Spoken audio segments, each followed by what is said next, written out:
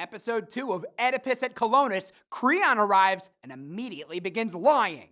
He wants to convince Oedipus to return to Thebes, not just for his own benefit, but because the whole city hopes the former king will come back.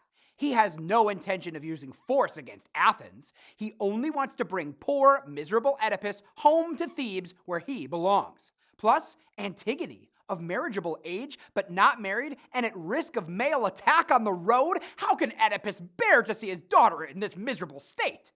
Oedipus reacts not with shame, but with anger. Creon has never cared about kinship ties before. Why does he care now?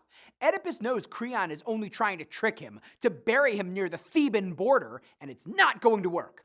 Creon is furious. He's already seized Ismene and sent her away. He's about to do the same with Antigone, and he orders his soldiers to take Antigone away. Theseus enters and orders his soldiers to rescue the two daughters. Turning to Creon, he says, "You are a disgrace to your own city." Creon protests. Oedipus has so polluted himself by his own actions that he doesn't deserve shelter in Athens. Oedipus replies that the misery he suffered is not his fault. How can anyone blame him for what an oracle predicted before Oedipus was even born? Oedipus says that unlike Creon, Athenians know how to respect the gods. Theseus orders Creon to lead the way to Ismene and Antigone, and then to leave Athens. The rescue group sets out to find the kidnapped sisters. Reading this episode makes it hard to believe Creon and Oedipus were friendly in Oedipus Rex. Creon has changed a great deal since then.